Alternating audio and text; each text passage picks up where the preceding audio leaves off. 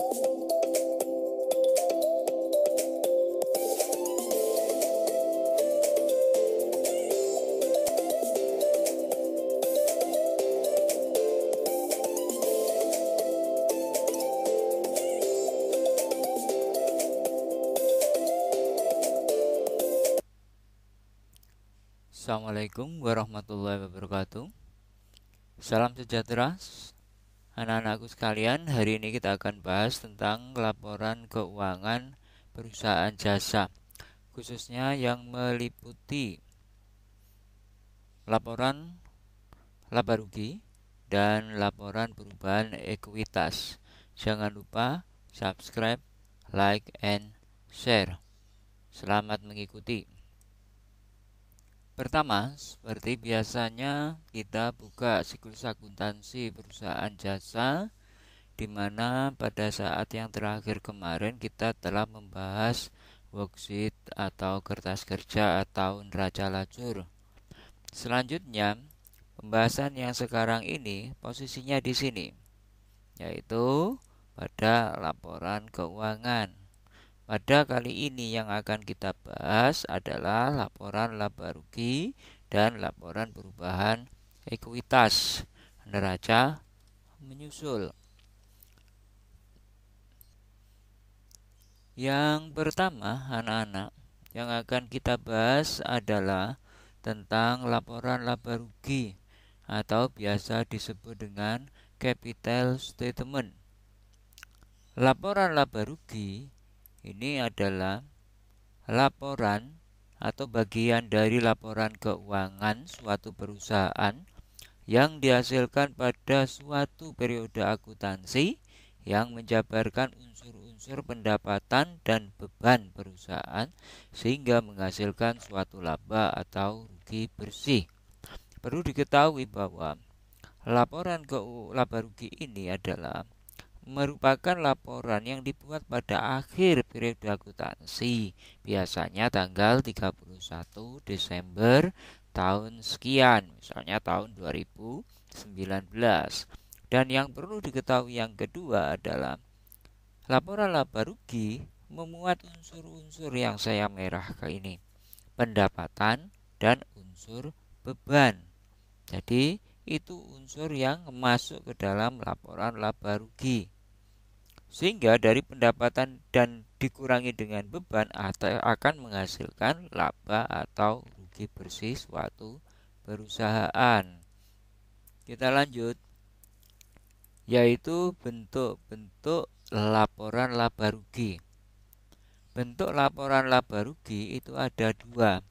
Satu, single step, dan yang kedua, multiple step.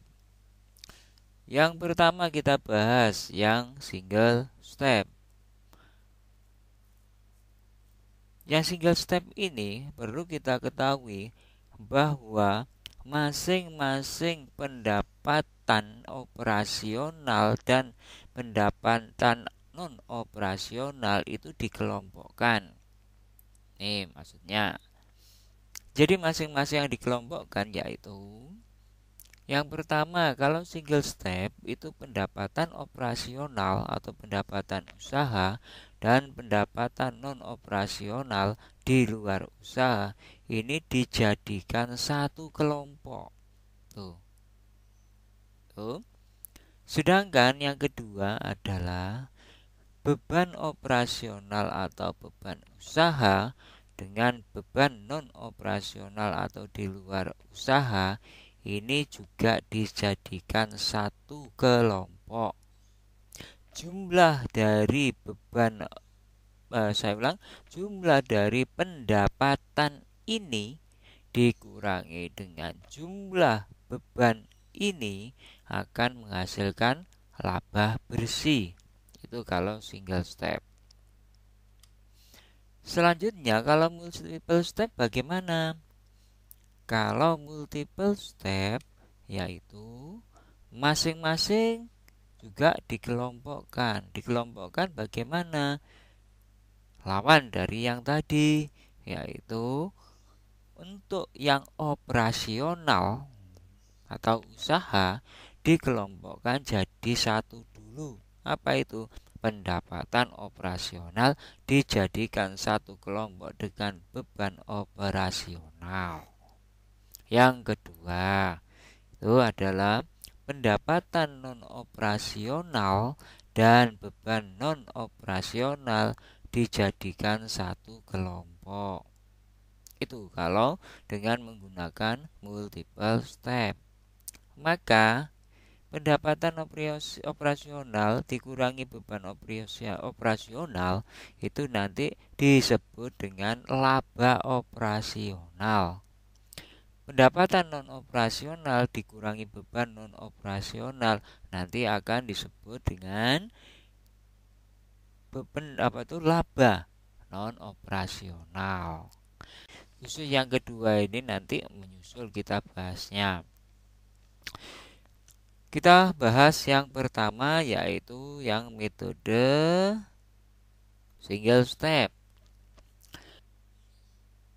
Oke. Untuk membahas laporan laba rugi dalam bentuk single step, yang perlu kita perhatikan di dalam kertas kerja adalah di kolom rugi laba, di mana yang kredit ini adalah merupakan kelompok pendapatan, yang di debit merupakan kelompok beban. Oke, kita lihat secara mendalam dulu. Jadi, yang kita lihat yang mana? Yang di sini. Nah, ini kita geser dulu ya. Nah, yang saya blok, ini saya hidden dulu.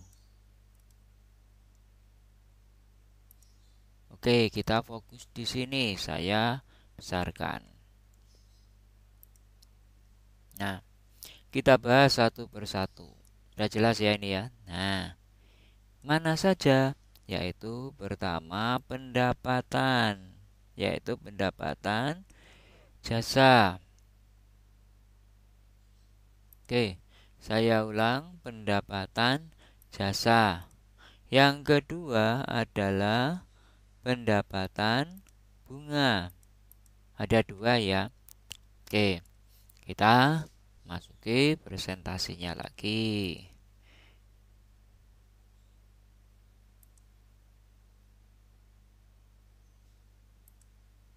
Jangan lupa di dalam membuat suatu laporan, termasuk laporan laba rugi, itu adalah ada headline-nya, ada judulnya. Ini sifatnya semi wajib ya. Kemudian diberikan di bawahnya garis 2 atau 1 garis pisah untuk menunjukkan bahwa antara ini judul laporan dengan judul laporan dengan isi laporan.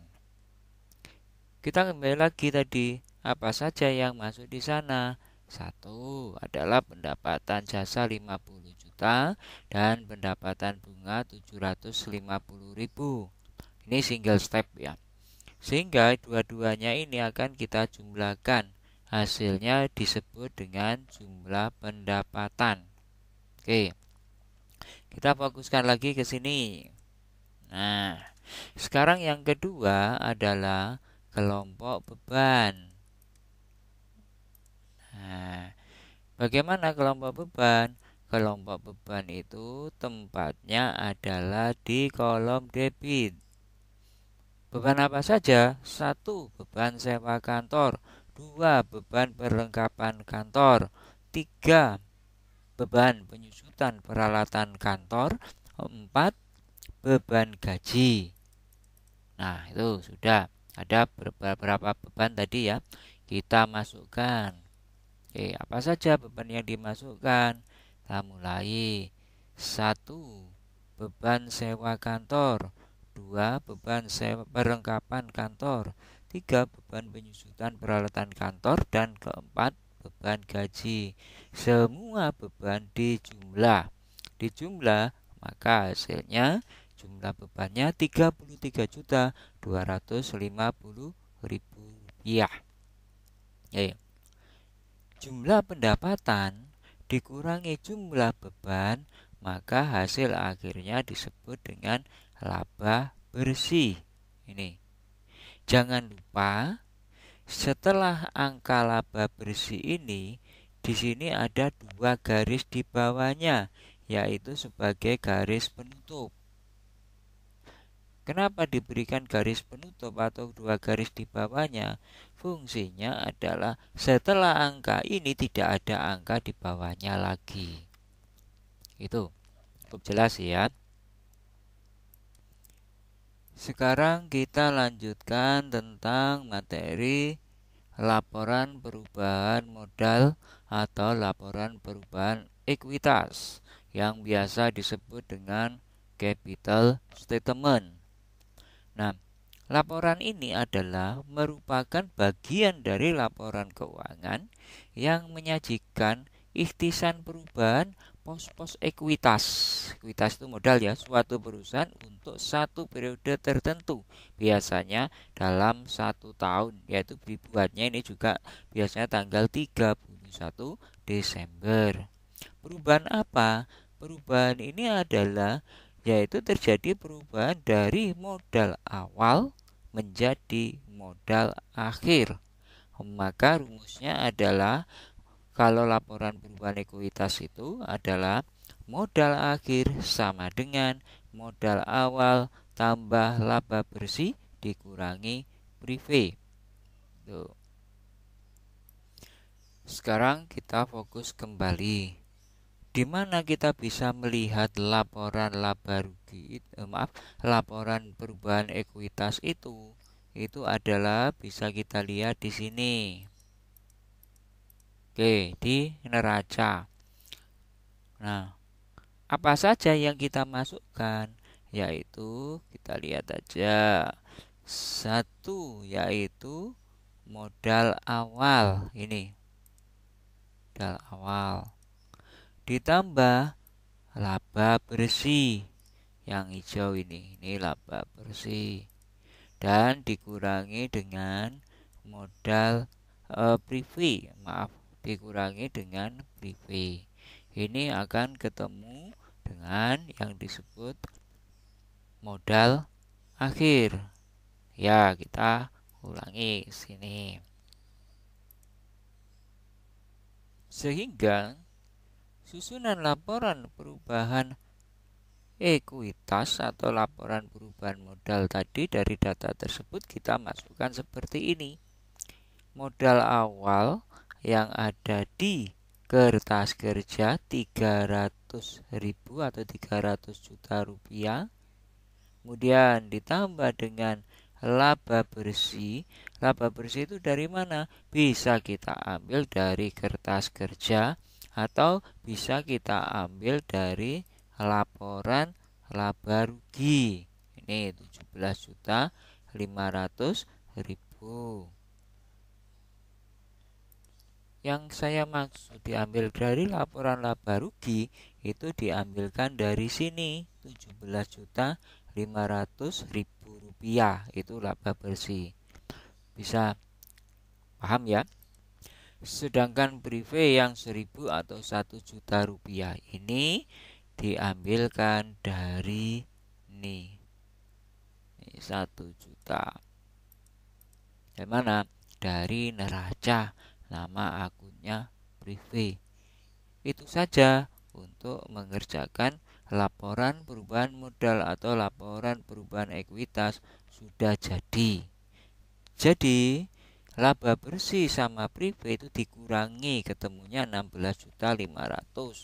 Itu disebut tambahan modal. Jika sebaliknya prive-nya lebih besar dari laba bersih, itu berarti terjadi pengurangan modal. Di sini min. Karena ini plus, tambahan modalnya ini plus, maka 300 juta ditambah 16.500.000 menjadi modal akhirnya 316.500.000 rupiah.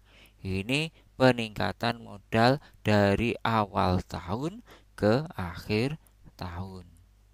Nah, sudah jelas ya? Terima kasih atas perhatian kalian semua. Mudah-mudahan bermanfaat. Kita tunggu episode berikutnya yaitu neraca. Saya akhiri. Assalamualaikum warahmatullahi wabarakatuh.